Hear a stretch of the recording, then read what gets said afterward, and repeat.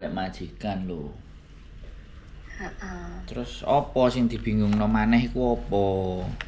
Mbah. Tapi aku wis hitung-hitungan long service iki mah wis lega aku. Nah. Jadi maksud aku begini loh, kalau rekod apa semuanya sampean bisa minta rekod bagus ya silahkan, lebih Bisa, bagus. bisa tadi aku udah rundingan sama majikan, terus Nah, lembaran yang itu suratnya itu udah dikasih sama agent kemarin aku. ya Tadi gak aku usah udah ngomong bingung. bisa gitu. Tinggal Masalahnya itu 1 bulan aku tanggal 23 gitu udah harus keluar. 2-3 bulan depan toh. Heeh. Nggak ada masalah. Engko Ada ketemu boarding house nanti ada yang di ketemu. tempatku ada. Iya. Wis Sampai aku nanti tak di serahno. Makau, sampai itu nanti kan di Makau, soalnya Iya. hitungannya break. Heeh. Jadi sampai nanti kemungkinan di Makau jadi berapa minggu kan gitu aja. Nggak Kalau apa-apa. kalau cuma 2 minggu kan enak. Yang penting kan ketemu majikannya dulu di Hongkong. Iya, tapi majikannya kan nggak sampean situ kan? Iya, tenang saja. Iya. Ya siap. Heeh. Aku wis lega, aku wong iki wedian. Wis ngene kan wis lega ngono lho, Bos. Ya saiki lego gak lego iki pengaruhnya bukan dari saya, dari sampean Enggak, sendiri maksudnya yang kan bingung. aku saiki iki atiku iki wis koyo wis tenang, maksudnya iki kayak hilang dari beban-beban. Cuman kan aku kan nggak duwe agent saiki iki. Aku nggak punya agent Gak gitu loh. Makanya kan penting, gak penting. oke. Gak penting gak duwe agent. Sampean sudah Iya. nelpon saya nek panggah wong ejek bingung itu aku jadi bingung. Terus gaya Aku apa wong nelpon takut saya? tanggarai. Nelpon saya gaya apa nek jek panggah bingung. Orang Ya weh. saya berharap orang nelpon saya dia sudah tahu duduk persoalan dan duduk masalah sehingga dia bisa mengatasi. Lah saiki nek telepon wis ping pisan, wis ping pindho terus jek malah bingung meneh.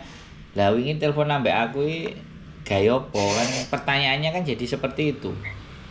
Iya.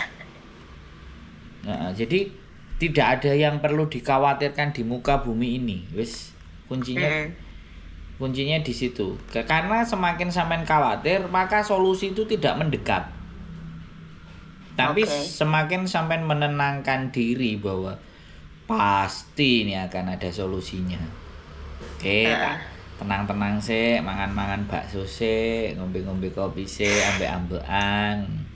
Oh alah, urip ngene tak tampani lah. Ate karepe sampean karepe piye sih Gusti Allah tak tampani wis ikhlas. Lho. Sampean aku hidup di Hong Kong dulu itu. Paling sering itu aku duduk di Victoria Park dan di lapangan basket itu aku ngeletak ya. Enggak cuma nunggu aku ndeloso terus nguasi langit. Urip koyo ngene iki sampai sak piro ya nang Hong Kong. Kan aku kan mlebu metu dadi turis kan. Mbak aku kayak gitu loh, Mbak. Dan saya tidak panik, saya tidak bingung. Gak ngejak ngomong siapapun. Ya wis tengok-tengok nang kono ae terus ngembek ngwasi. Langit terus aku dulu itu juga jualan jamu punyanya Ira, terus aku tahu waktu itu aku kan ngekos, Ira itu ngekos sama Miss Yuni. Nah, di situ aku kenal sama Miss Yuni. 2013 itu ngekos di rumahnya Miss Yuni. Miss Yuni udah nampani arek-arek proses. Dan aku tidur kebetulan jejer karo arek-arek tapi di ruang tengah dan aku di pinggirnya pintu.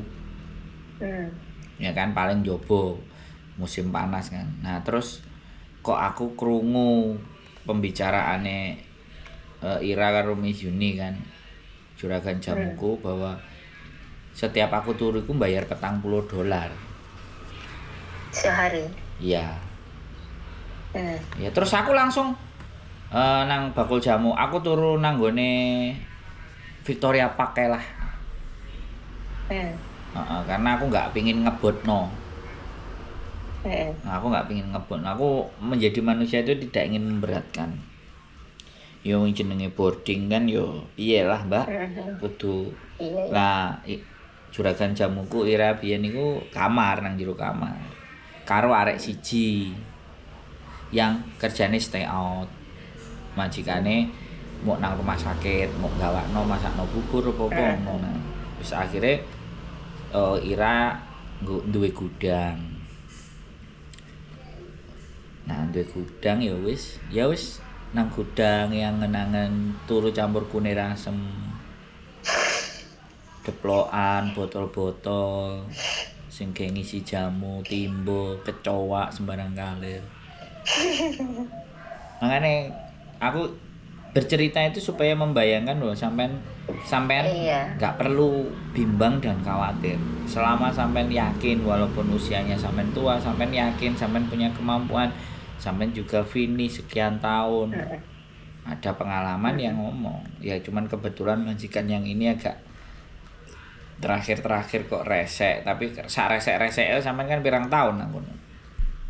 Aku ini diusir yang ketiga kalinya loh Mas Sandro, Ya, bukan wes. pertama kali. Enggak, maksud saya kan berapa tahun di situ.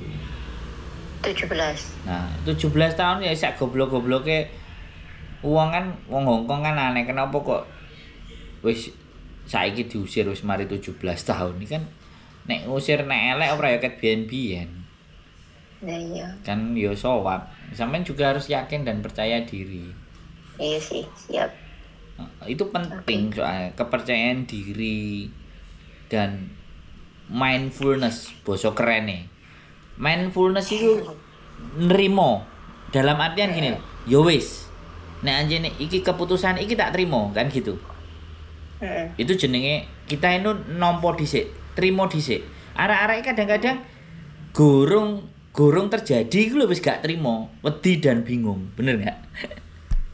Gara urung ngalami lho. Loh, lah Urung pernah ngalami.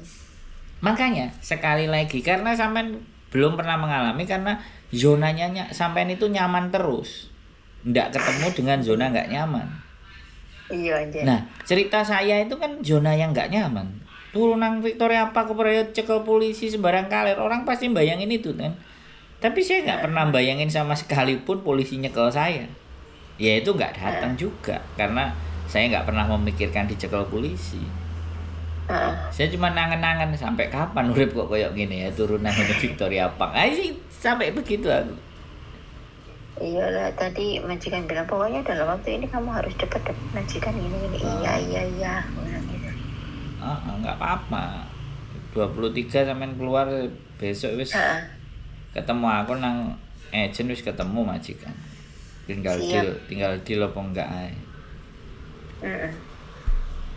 Ya wes kalau gitu maaf ganggu. Ketemu tanggal 3 sama 4 ya. Ya kabar-kabar aja.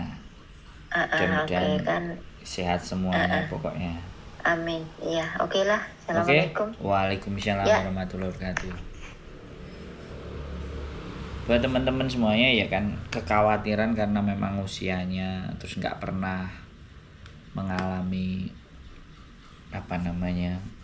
diperlakukan seperti ini sehingga 17 tahun semuanya baik-baik saja kok sekarang ketiba masalah. Nah, buat teman-teman lagi yang nonton konten saya ya, apapun yang akan ditimpakan kepada kalian, apapun yang akan menimpa dari kita semuanya, sekali lagi terimalah dulu.